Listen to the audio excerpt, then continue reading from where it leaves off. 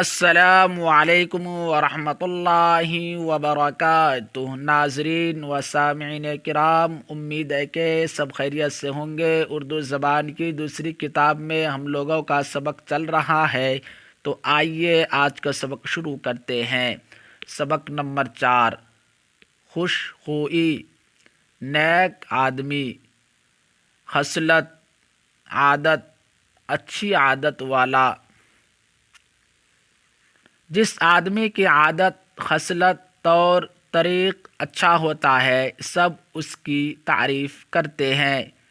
جو اس سے ملتا ہے خوش ہوتا ہے۔ دنیا میں اس کے دشمن تھوڑے اور دوست بہت ہوتے ہیں۔ جب ضرورت پڑتی ہے تو بہت لوگ خوشی سے اس کی مدد کرتے ہیں۔ وہ ایسی بات نہیں کہتا جو کسی کو بری لگے۔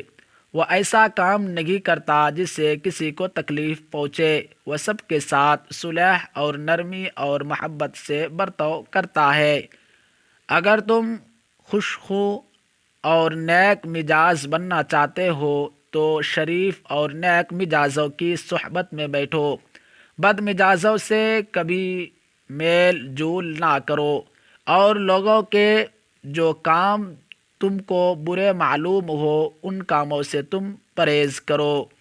اچھے آدمیوں کی صحبت سے تم کو یہ تمیز ہو جائے گی کہ کون سا کام اچھا ہے، کون سا برا، کون سی بات یقین کے لائق ہے، کون سی نہیں، کہاں نرمی برتنی چاہیے اور کہاں سختی۔ جب تم کو یہ شعور ہو جائے گا تو بے شک تم بھی خوشخو اور نیک دل آدمی بن سکو گے۔ اس وقت سب آدمی تمہاری عزت کرے۔ یہاں پر بھی کچھ الفاظ دیے گئے ہیں، ان الفاظ کے معنی کو آپ یاد کریں۔ عادت، خصلت، طبیعت، مزاج، اس کے معنی آتے ہیں۔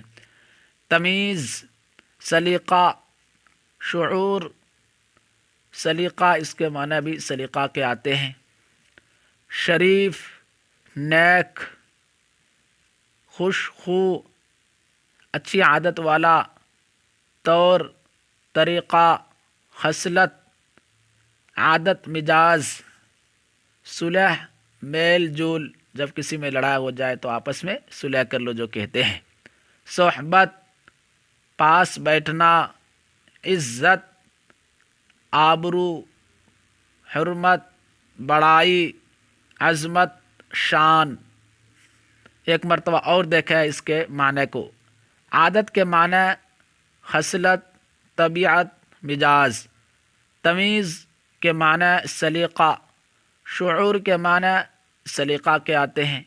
شریف کے معنی نیک، نیک، خوش خو، اچھی عادت والا، طور طریقہ، خصلت، عادت، مزاج، صلح، میل جول۔